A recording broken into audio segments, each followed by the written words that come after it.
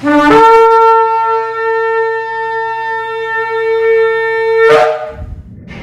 Shalom, está la congregación Beit Tefilá desde el sector Candelaria, una vez más dándole toda honra a nuestro Abba Kadosh, reunidos en este Shabbat. Esta que le habla es la Roa y la doctora Maritza Rivera, y en esta hora vamos a estar hablando sobre la parashá número 53 que nos toca en esta semana, la parashá Haazinu, la cual se encuentra en el libro de Devarim, capítulo 32, versículos del 1 al 52. Y un significado para esta parashá es prestar oído o escucha. Y hacemos una introducción de lo que vamos a estar hablando en esta parashá. Y dice que una gran parte de la porción de la Torá Haazinu es oigan. Y consiste en una canción de 70 líneas dicha por Moshe al pueblo de Israel en el último día de su vida. ¿Llamando a quién? Llamando al cielo, llamando a la tierra como testigo. Y entonces Moshe exhorta al pueblo a que recuerde los días de antaño, que considere los años de muchas generaciones. Pregunta a tu padre, dice, y él te relatará, a tus ancianos, y ellos te dirán cómo Yahweh, cómo nuestro Elohim los encontró en una tierra desierta, y los hizo un pueblo y los eligió para sí mismo, y les legó una hermosa tierra. La canción también advierte sobre las dificultades de la abundancia, según Yeshurun, que engordó y pateó, y dijo, tú has engordado, grueso, anadeado, y el Elohim, ¿verdad?, olvidó lo que él hizo, y despreció la roca de su salvación, y las terribles calamidades que ocurrirían, que Moshe como Elohim ocultando su rostro, ¿verdad?, ellos. Sin embargo, hacia el final, él promete que Yahweh será vengado por la sangre de su sirviente y se reconciliará con su pueblo y su tierra. Y la parashá concluye con la instrucción de nuestro Abba hacia Moshe de subir a la cima del monte Nebo, desde donde observará la tierra prometida antes de morir ahí. ¿Qué le dice? Tú verás la tierra frente a ti, pero no entrarás allí, a la tierra que yo doy a los hijos de Israel. Básicamente eso es lo que habla esta parashá. Y esta parashá, ¿verdad?, comprende de 52 versículos. Y esta es una canción de Moshe, y esa es la novena canción, la número 9. Dice en el capítulo 32 y versículo 1, dice, prestar atención, oh cielo, y dejadme hablar, y escuche la tierra las palabras de mi boca. Este versículo comienza con el cántico o el poema, ¿verdad?, de Moshe. Haazinu significa escuchar. Y tal vez oigamos, pero no necesariamente escuchamos. Y este versículo nos ayuda a oír más de qué, de la verdad. No aquellos que queremos oír, sino lo que necesitamos oír. Entonces, ¿cuánto duele escuchar la verdad? Y a menudo nos bloqueamos para no oírla. Entonces, aquí recibimos el poder para escuchar verdaderamente, y aún en esos momentos incómodos. Y Moshe, ¿qué hace? Invoca a los cielos y la tierra porque duran hasta la eternidad. Entonces él insinuó que si los cielos deberían escuchar, de seguro la humanidad también debería de escuchar, porque las palabras de Moshe eran como que, como lluvia y rocío que tienen el poder de sustentar a toda la creación. Hay veces que nosotros no queremos escuchar la verdad. Nos incomodan que nos diga la verdad. Entonces, ¿cómo nos ponemos? Incómodos. Pues entonces Moshe tiene que llamar como testigo ¿a quién? Al cielo y a la tierra. Los cielos como el alma y la tierra como un cuerpo. O sea, escucha y escucha lo que voy a decir. Seguimos en el capítulo 32, versículo 2, que dice, goteará cual lluvia mi enseñanza. La idea de este versículo introductorio es que Moshe expresa la esperanza de que así como las aguas revivifican la flora que recubre la tierra, puedan su enseñanza y sus palabras penetrar en el corazón de los hijos de Israel. ¿Produciendo qué? Produciendo allí frutos.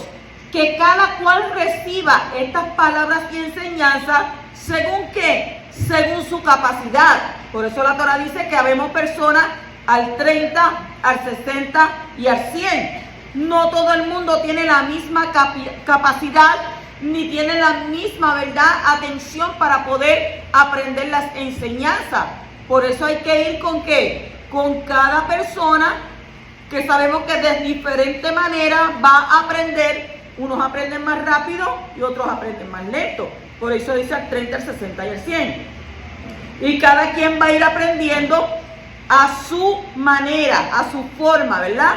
Entonces, estas palabras y estas enseñanzas, nosotros tenemos que atesorarlas y aprenderlas según qué. Dice ahí, según nuestra capacidad. ¿Para qué? Para que todo germine, para que todo florezca y a esta manera la diversidad de la flora haga subir su belleza.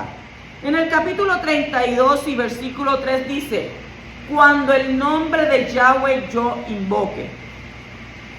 Este texto nos exhorta a bendecir a nuestro Padre Celestial cuando alguien está proclamando su nombre. Lo mismo que el salmista cuando dice en el Salmo 19:1, los cielos relatan la cabot, el esplendor de Abba. O en el Salmo 69:35 que dice, loen los cielos y tierra. Rashi acota que cuando en base a este versículo, cuando se invoca el nombre de nuestro poderoso, es una bendición que, en una bendición en el Bet Hamikdash, en el templo, que dicen los asistentes, respondían, Baruch Shem Kevod Malkuto Leolam Bae. Bendito sea el nombre esplendoroso de su reino por siempre que jamás.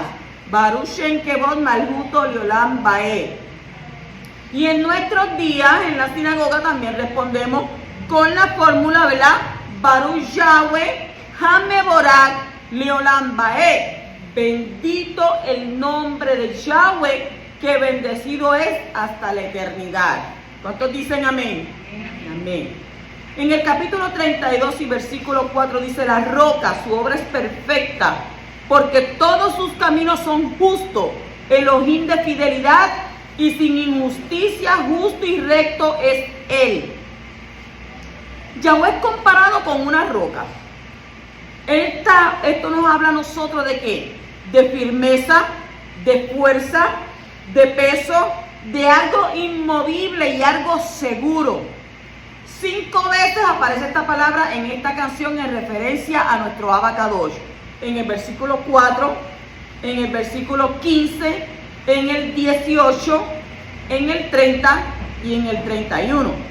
Entonces, el Mashiach Yeshua refleja el carácter de nuestro Padre y por eso también Él es llamado roca. Usted puede ver eso en Isaías capítulo 8, versículo 14, capítulo 28, versículo 16, Matitiyá, Mateo 16, 18, Romanos 9, 33, Primera de Corintios 10, 4 y Primera de Kefas o Pedro 2, 8. Según la costumbre yahudí, el versículo 32, 4 es recitado en tiempos de luto. ¿Junto con qué? Junto con el de Jeremías 32, 19, que dice, grande en consejo y poderoso en obras, cuyos ojos están abiertos sobre todos los caminos de los hijos de los hombres, para dar a cada uno, mire lo que dice, para dar a cada uno conforme a sus caminos y conforme al fruto de sus obras. O sea, todo lo que tú hagas trae consecuencia. Y de esta manera, dice en su palabra, que conforme a tus caminos que conforme a tus obras, y también la Torah dice que conforme a tus palabras, tendrás que dar ¿qué? Cuenta. En el capítulo 32 y versículo 5 dice, la corrupción no es suya, la deficiencia es de sus hijos, una generación perversa y torcida. La corrupción no es de Yahweh, sino ¿de quién? De sus hijos. Y hay una discusión en el Talmud, si pueden verla, llamarse hijos de Yahweh, los que son corrompidos. Una generación perversa y torcida, dice nuestro rabino Yeshua, está citado en esta palabra en Mateo, Matitiyahu, capítulo 12, versículo 39, y el capítulo 16 y versículo 4. También resalta que cuando el pueblo de Israel abandona la senda de Yahweh, pierde el título de Amí. Amí quiere decir mi pueblo. Para convertirse en ¿qué? En lo Amí. No es mi pueblo. Yahweh no puede tener un pueblo de ¿qué? De hijos ¿qué? Corrompidos. Y es por eso que el profeta Osea, donde aparece el término lo Amí, lo profetiza, según el capítulo 2 y versículo 1, que llegará el día en que, en lugar de que se les diga lo Amí aten, no sois mi pueblo vosotros, se les dirá Bene el Hay, hijos del Elohim eterno. Entonces Moshe califica a la generación que se aleja de Abba perdiendo el título de Amí, o sea, como generación tortuosa y retorcida, pues solo que la rectitud conduce a Yahweh. Por eso en la escritura también nos dice que este pueblo solamente de labios me honra, mas su corazón está ¿qué? Está lejos de mí. Nosotros no podemos vivir de apariencia. No podemos ser como el payaso, que el payaso por fuera está riendo, pero hay que ver cómo está por dentro. Por eso siempre digo, caras vemos y corazones no sabemos. Cuando tú estás alejado de Abba, tú piensas, ¿verdad?, que Abba no lo sabe. Yo quizás te puedo ver como persona y decir algo le pasa, algo está aconteciendo. Pero nuestra escritura nos dice a nosotros que nuestro Padre Celestial escudriña lo más profundo de nuestros pensamientos y de nuestro corazón.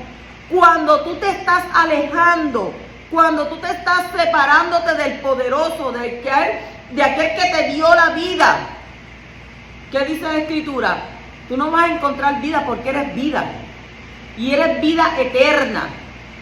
Entonces te vas a convertir en ¿qué? En una cisterna de agua ¿qué? Una cisterna seca, una cisterna de agua muerta que no se mueve. Por tanto nosotros tenemos que ser ¿qué? Tenemos que ser Bene el Hay, hijos del Elohim eterno. En el capítulo 32 y versículo 7 dice, acuérdate de los días de antaño. Hay que crear una memoria colectiva y tradicional que debe preservar la idea de origen y comienzo. No somos los creadores de nuestro pueblo, ni de nuestra espiritualidad, ni de nuestra fe, ya presente desde los días de antaño. Sin embargo, tenemos el deber de comprender los sucesos de cada generación, de cada etapa de la historia, no como un gran evento de la historia, sino para extraer con inteligencia sus lecciones y enseñanza. Por eso usted siempre tiene que saber la teología de las cosas, el origen de las cosas, el por qué usted lo hace, el por qué lo tiene que hacer, cómo fue que se inventó esto, de dónde salió esto. Entonces, una historia individual sin raíces se tornaría incomprensible. Sería algo trágico que los descendientes de un pueblo tan antiguo olvidaran sus raíces y por ende perdieran su rumbo. Nosotros tenemos que saber de dónde son nuestras raíces, de dónde venimos, por qué, el propósito. Pero si no leemos la Torá y no nos acordamos de los días de antaño, de los días antiguos, de dónde salen las cosas, vamos entonces a ser ¿qué? Descendientes de un pueblo que olvidaron, ¿verdad?, sus raíces. En el capítulo 32 y versículo 8 dice, cuando el Altísimo dio a las naciones su herencia, cuando separó los hijos del hombre, fijó los límites de los pueblos según el número de los hijos de Israel. ¿Qué entendemos aquí? Se puede entender este versículo como que las fronteras de las naciones fueron fijadas según la cantidad de israelitas. Las fronteras de Israel han sido reservadas y reveladas a los profetas del pueblo de Israel. Todavía Israel no ha llegado a tener todo el territorio que Abba le prometió. Las promesas de nuestro Abba quedan ¿qué? Entonces, por cumplirse. Cuando vuelva Mashiach, Israel entonces tendrá todo el territorio prometido. Los límites prometidos a Abraham fueron fijados según la cantidad de hijos de Israel que van a poblar esa área durante el reino mesiánico. ¿Dónde usted encuentra eso? Le voy a dar todos los textos para que usted lo lea. Génesis, Bereshit, capítulo 12, versículo 7.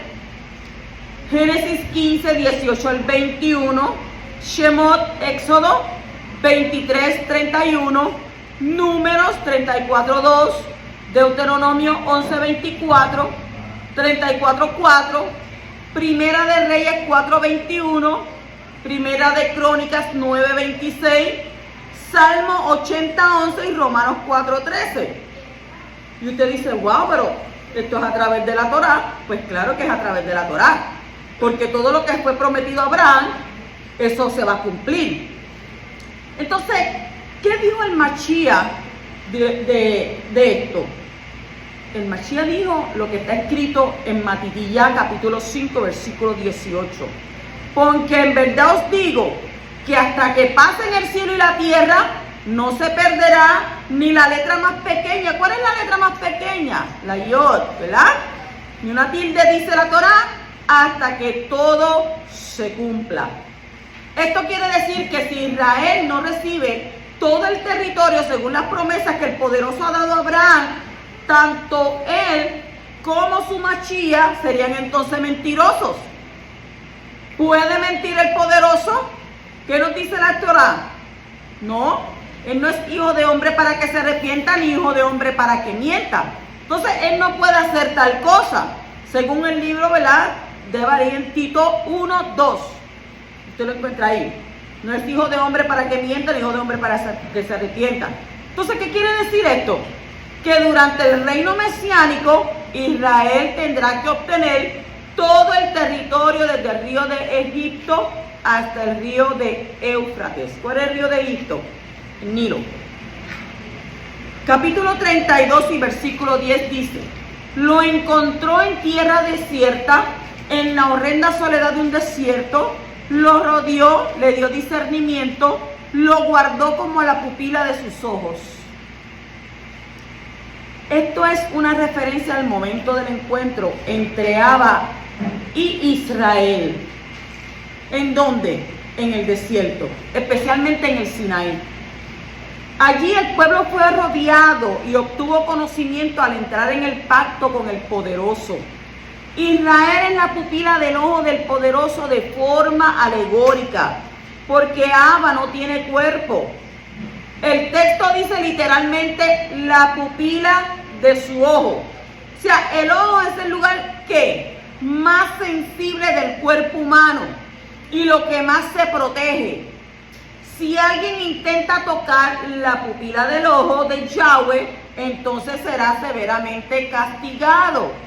En el Salmo 17:8 está escrito: guárdame como la pupila de un ojo, escóndeme a la sombra de tus alas.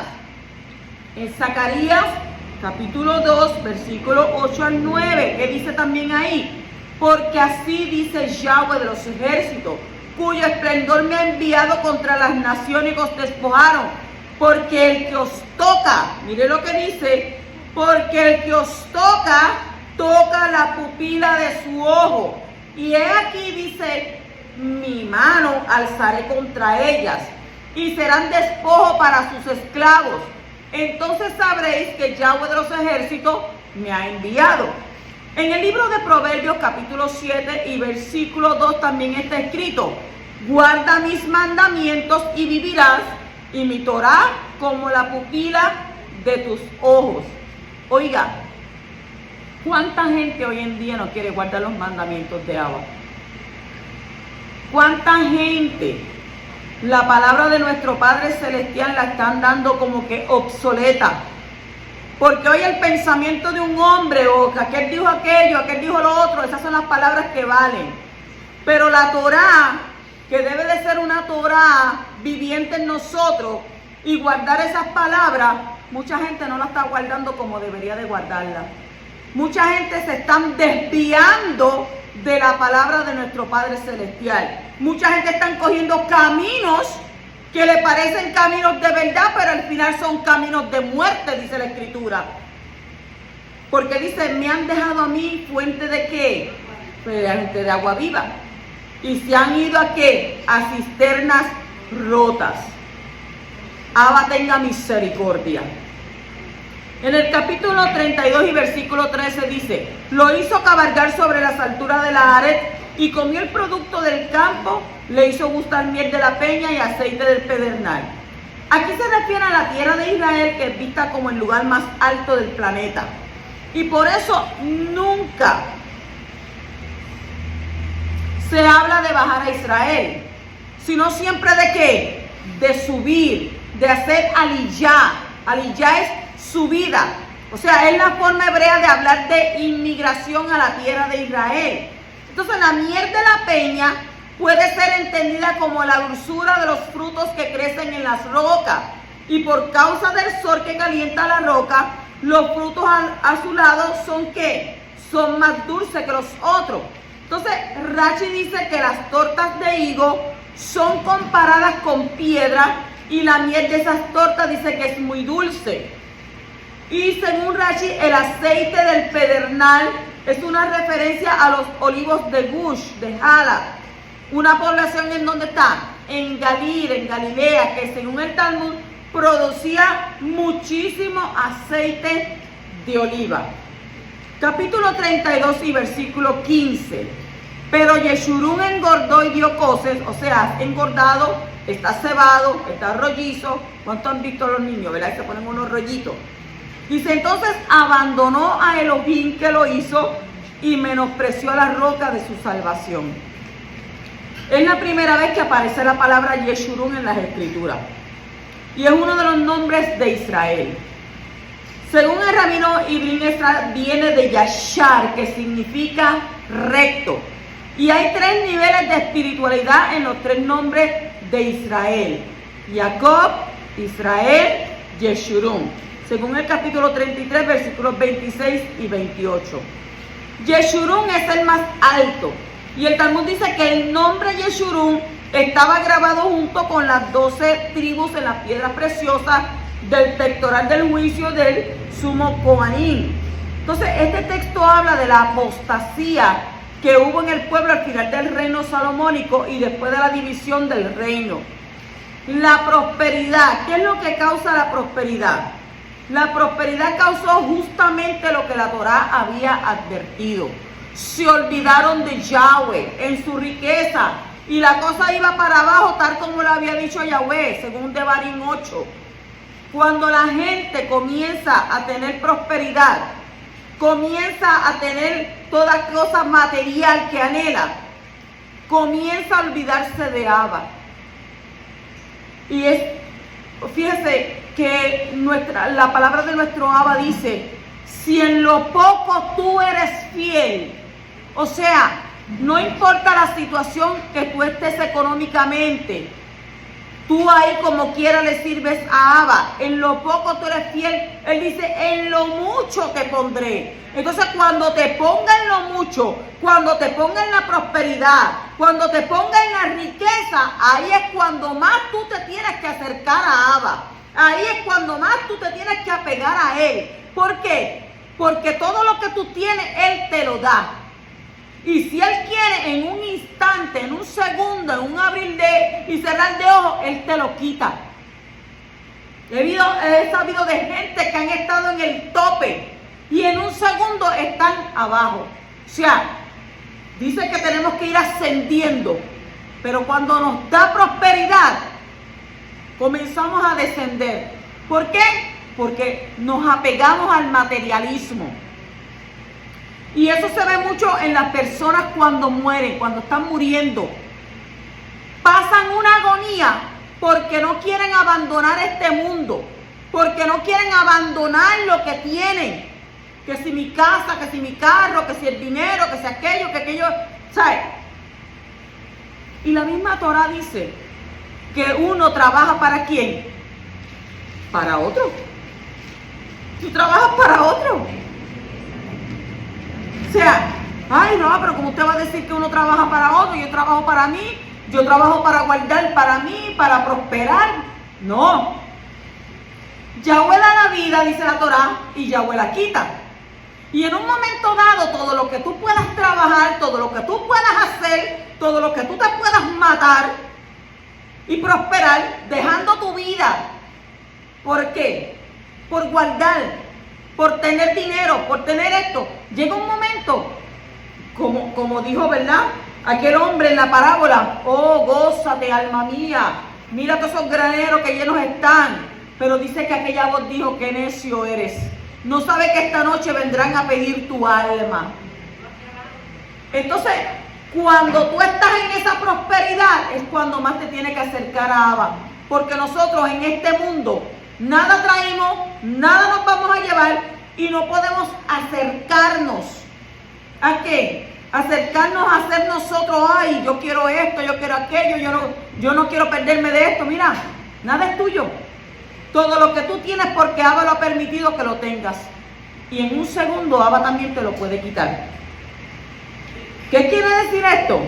Que cuando el poderoso te ponga en lo mucho, debe de ser cuando más tú te debes acercar a Él. Cuando más tú le tienes que buscar a Él.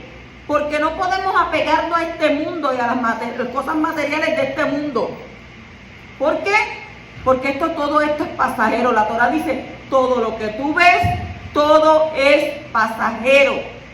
Tú estás aquí ¿de qué? De pasada. Y lo que tú tienes porque Abba lo permite. O sea, nada es tuyo. Ni siquiera nuestros hijos son de nosotros, son prestados. Porque solo sabemos que los hijos son del Estado hasta los 18. Y luego de ahí, ¿verdad? Es que entonces ellos pueden hacerse cargo y no tampoco porque ahora hasta los 24. O sea, no tenemos nada. Vinimos en nada y nada tenemos y nada nos vamos a llevar. Entonces, ¿qué es lo que tenemos que hacer entonces? No nos podemos olvidar de quién nos está dando la riqueza. No nos podemos olvidar de quién es el que nos levanta. No nos podemos olvidar de aquel que nos da el espíritu por la mañana, nos da nuestra alma, nos permite nosotros levantarnos. No podemos olvidarnos de Él. Ah, no, pero usted lo dice ahora que... No, yo lo digo porque con Él todo y sin Él nada. Todo es posible. Cuando tú te acercas a Abba, cuando tú te separas para Abba, cuando tú buscas de Él. Mira, aunque Él te ponga en riqueza, nada de eso tiene que contar en tu vida. Simplemente Abba quiere que tú estés bien, en buena posición. ¿Qué pasaba? Patriarcas. ¿Qué pasaba con los patriarcas? Tenían dinero. Los patriarcas tenían dinero. Los patriarcas no eran pobres. Pero entonces, ¿qué pasa? ¿Qué nos enseñaban los patriarcas? Que ellos buscaban ¿a quién? Buscaban a Abba. Oraban 3 veces. ¿O no oraban 3 veces? Abraham, Isaac e Israel. De ahí vienen las 3 oraciones. ¿Pero por qué? Porque ellos buscaban al poderoso. Ellos no decían, ay, mira todo lo que yo tengo. A un Job, con lo rico que él era, con todo lo que él tuvo. Y cuando su mujer vino a decirle, maldice a tu Elohim y muérete. Que eso no era una ayuda idónea, eso lo que era una demonia que tenía ahí al lado. ¿Qué le dijo él? ¿Habremos de recibir lo bueno de Abba y lo malo no? Él estaba consciente. Él estaba consciente que todo lo que él tenía provenía de nuestro Abba Kadosh. Por tanto, ¿verdad? Lo mismo pasó cuando mi esposo murió. Yo dije, tú diste, tú quitaste, sea tu nombre bendito. ¿Por qué? ¿Por qué tenemos que bendecirlo? ¿Por qué tenemos que bendecirlo? Porque nada es de nosotros. Nada es de nosotros. Tú naces y todo es ganancia. desde que tú naces. ¿Por qué? Porque Él permite que tú tengas esa ganancia.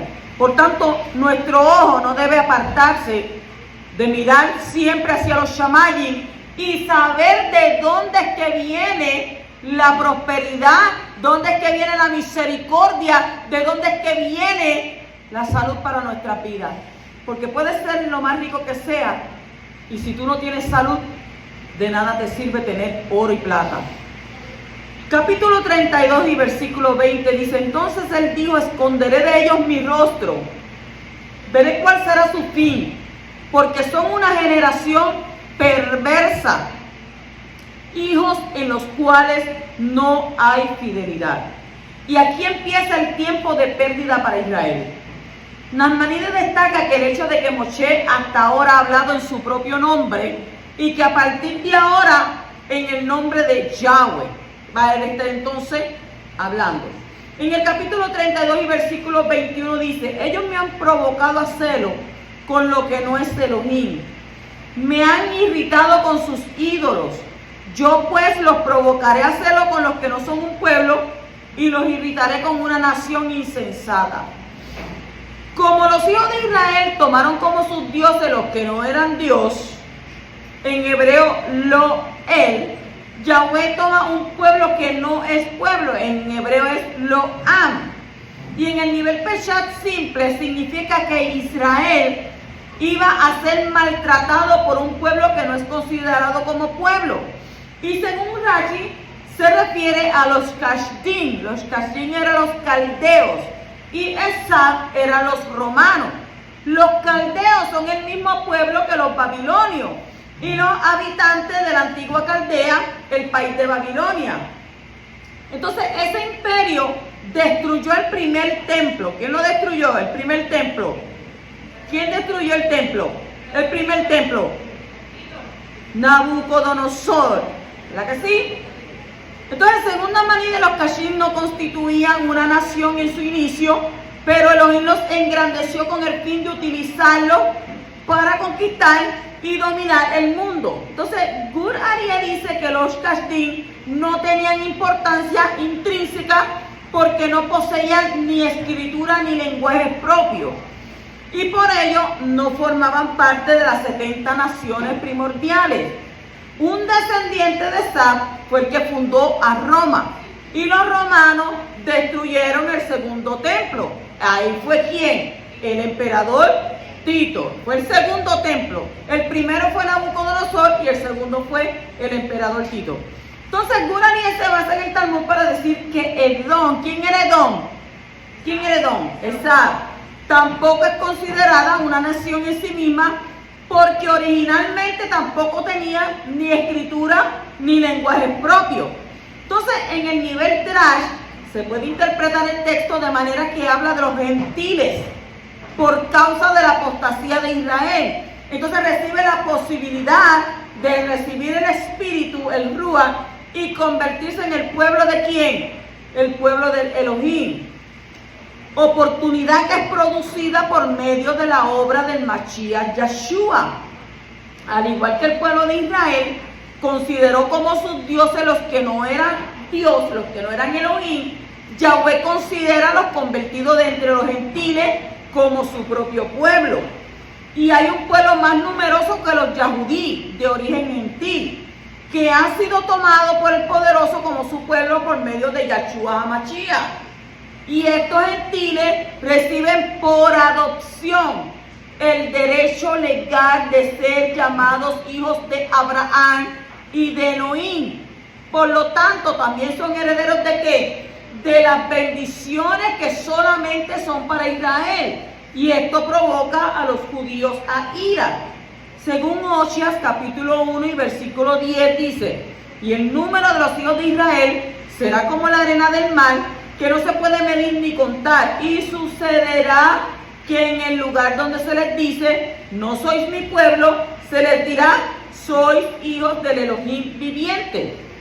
Si nos vamos al libro de Romanos, capítulo 10 y versículo 19, y añado, ¿acaso Israel no sabía? O sea, en primer lugar, Moshe dice, yo os provocaré a celos con un pueblo que no es pueblo. con un pueblo sin entendimiento los provocaré a ira. Entonces, Rabí Shaul está desarrollando este texto en los 2 capítulos 10 y 11 de la carta a los romanos. Y en el final del capítulo 11 dice que por la apostasía de una parte de Israel, los gentiles llegan a obtener ciertos derechos que pertenecen a los hijos de Israel.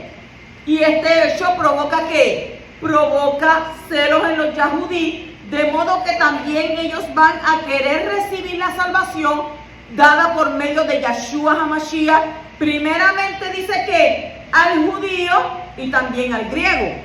Entonces, ¿cómo los gentiles convertidos al Elohim de Israel por medio de Yeshua HaMashiach podrán ellos provocar a celos a aquellos yahudí que no creen que Yeshua es el Mashiach, si siguen practicando las costumbres paganas y no tienen ningún interés en obtener la herencia que ha sido dada del pueblo yahudí? ¿Cómo los cristianos nacidos de nuevo podrán provocar a celo a los judíos si aborrecen la cultura judía, si rechazan la Torá, si rechazan el Shabbat, rechazan las fiestas y rechazan toda la teología hebrea? ¿Cómo los van a poner a celo?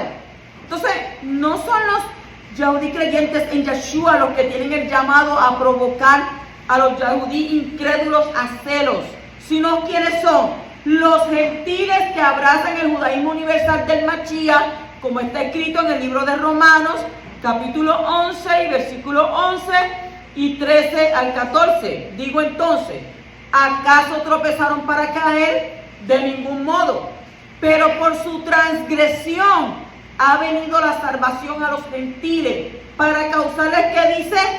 Celos. Pero a vosotros hablo, gentiles. Entonces, puesto que yo soy Shaliach de los gentiles, honro mi ministerio, y si en alguna manera puedo causárselo a mis compatriotas y salvar a algunos de ellos. Mire qué tremenda esa palabra. Capítulo 32 y versículo 26 dice: yo hubiera dicho, los dispersaré, borraré la memoria de ellos de entre los hombres.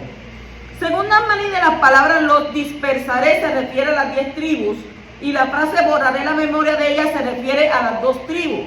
Sin embargo, por los méritos de los padres, los yahudí fueron salvos de esta sentencia. Capítulo 32 y versículo 27 dice: si no fuera porque la furia del enemigo se ha acumulado, no sea que falseen sus adversarios, no sea que dijeran, nuestra mano ha triunfado y no es Yahweh el que ha hecho todo esto. Oiga, si no hubiera sido por el honor del nombre de nuestro Padre Celestial y por los méritos de los padres, las 12 tribus hubieran sido eliminadas. Pero Yahweh tiene un plan de restauración, no solo para los yahudí, sino para ¿qué? Para las 12 tribus. El mismo argumento de lo que dirán los enemigos contra el poderoso fue usado por Moshe en su intercesión a favor de Israel. Según Números capítulo 14, versículo 13 al 16, Devarim 9, 28 y Ezequiel 36, versículos 20 al 23. Continuamos en el capítulo 32 y versículo 35, dice: mía es la venganza y la retribución, a su tiempo el pie de ellos resbalará, porque el día de su calamidad está cerca, ya se apresura lo que les está preparado. La venganza es solamente de nuestro Padre Celestial. Ningún hombre, miren lo que le digo, ningún hombre puede tomar la venganza en sus propias manos. El hombre puede defenderse, pero nunca vengarse. Si una persona quiere vengarse privadamente, está tomando el lugar de nuestro Padre, de nuestro Elohim. Él tiene el papel de juzgar a cada uno según sus obras. Y Él es el juez supremo, no nosotros. Sin embargo, Él puede delegar su autoridad a los hombres. De manera que las autoridades tienen no solamente el derecho, sino también la obligación de ejecutar la venganza de Abba sobre los pecadores cuando sus pecados estén al descubierto. ¿Qué dice en Romanos 12, 19 al 21? Amados, nunca os venguéis vosotros mismos, sino dar lugar a la ira, porque escrito está: mía es la venganza, yo pagaré, dice Yahweh. Pero si tu enemigo tiene hambre, dale de comer. Si tiene sed, dale de beber. Porque haciendo esto, carbones encendidos amontonará sobre su cabeza. No seas vencido por el mal, sino vence el bien, con el bien el mal. Y en Hebreos capítulo 10, 28 al 31 también dice: cualquiera que viola la Torá de Moche muere sin misericordia por el testimonio de 2 o 3 testigos. ¿Cuánto mayor castigo pensáis que merecerá el que ha hollado bajo sus pies al Hijo de Elohim y ha tenido por inmunda la sangre del pacto, por la cual fue que separado, santificado o apartado, como usted entienda, y ha ultrajado al espíritu de la Hanán, de la gracia? Pues conocemos al que dijo: mía es la venganza, yo pagaré. Y otra vez Yahweh juzgará a su pueblo. Y dice: horrenda cosa es caer en las manos del Elohim vivo. Por tanto, yo, como mujer viuda, toda venganza se la dejo a mi Padre Celestial. ¿Por qué? Porque Él dice que Él tiene cuidado de sus hijos. Él tiene cuidado de las viudas. Y todo aquel que se levante en contra suya, dice la palabra que todo el que se levante en contra mía no prosperará, y ninguna lengua se levantará en juicio en contra suya. Por tanto, nosotros tenemos que dejarle toda venganza, toda ira a nuestro Padre Celestial, que es el juez justo de esta tierra y el que va a pagar a cada uno según sus obras. ¿Cuántos dicen amén? Así es. Capítulo 32, versículo 36 dice: cuando Yahweh juzgará a su pueblo, Él reconsiderará acerca de sus siervos, cuando vea que la mano del enemigo progresa y que nadie dirige ni ayuda. Nadie dirija ni ayude. Ok, a partir de este momento entonces empieza el proceso de restauración del pueblo agobiado por los enemigos y las maldiciones por causa de sus pecados. Cuando el poder de Israel sea destruido, entonces vendrá el Mashiach como un guerrero libertador. ¿Dónde dice eso? Daniel capítulo 12 y versículo 7. Capítulo 32, versículo 47 dice: porque no es cosa vana para vosotros, ciertamente es vuestra vida. Por esta palabra prolongaréis vuestros días en la tierra a donde vosotros vais cruzando el Jardín a fin de poseerla. Ninguna parte de la Torá carece de significado. Todo es importante. Al poner en práctica la Torá hay una vida bendecida en este mundo y vida eterna en el mundo por venir.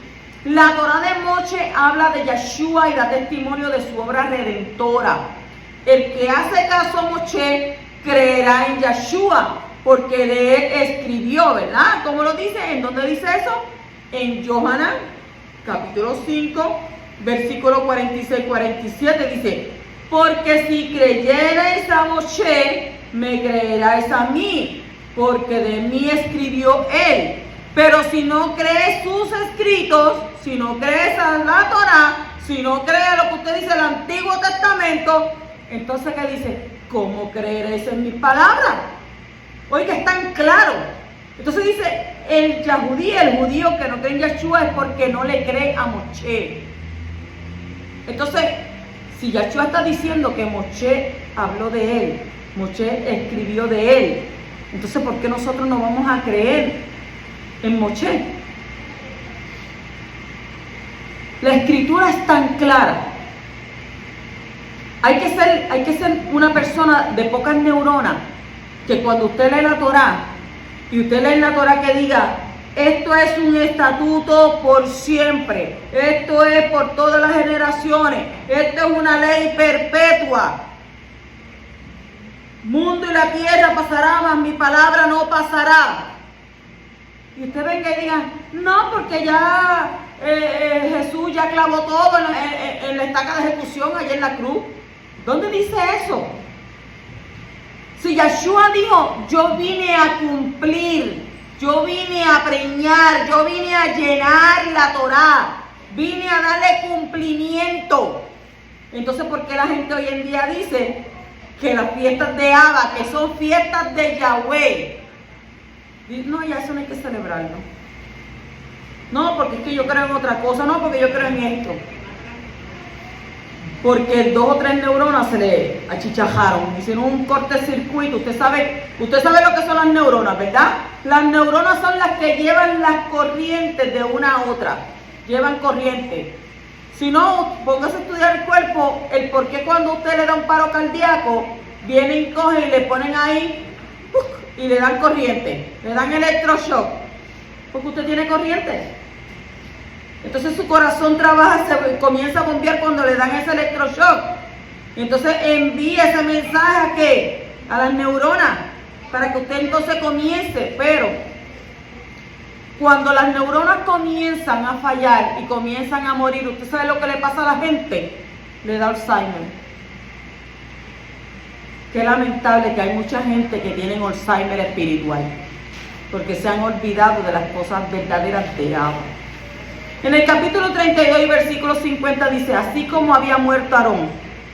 Abarbanel nos recuerda que Aarón no tuvo el mérito de contemplar la tierra prometida, ni siquiera desde la distancia como lo iba a hacer Moshe, y tampoco le rogó a Yahweh para pedirle que lo dejase pasar por ella.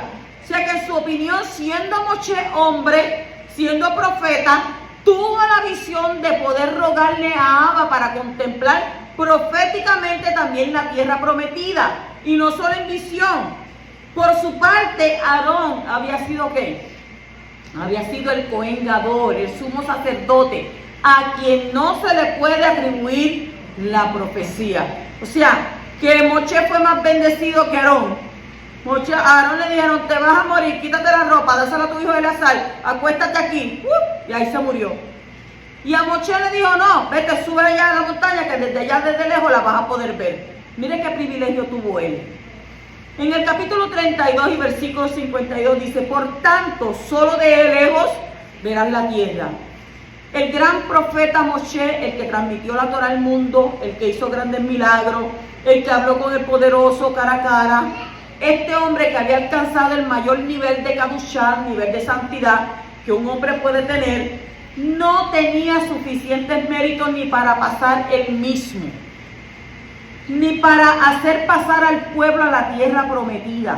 Y él lo sacó de Egipto, pero no tenía los méritos. Entonces, solo un hombre podría hacer que el pueblo pasara. ¿Y cuál era su nombre? Yehoshua. Y la forma abreviada de ese nombre es Yahshua. Entonces, ¿qué nos enseña esto? Esto nos enseña que la obra de Moshe no fue completa. La Torah de Moshe no es suficiente para que el hombre pueda pasar de la muerte a la vida. Ni Moshe mismo pudo pasar a la tierra por causa de sus pecados. Solamente uno puede llevarnos al Olam Habá, al siglo venidero. ¿Y su nombre es quién? Yahshua. Solamente él es el que puede, ¿verdad? Entonces, por medio de Moshe, Yahweh designó a Yehoshua como el que iba a ser el líder para hacer pasar al pueblo de un mundo a otro. Por lo tanto, el que hace caso a Moshe sigue a Yahshua y tendrá la entrada asegurada en el mundo venidero. ¿En qué mundo venidero? En el Olam Habá, como está escrito en Yohanan, Juan 11:25. Yahshua dijo, yo soy la resurrección y la vida, y el que cree en mí, aunque muera, vivirá. Shabbat Shalom.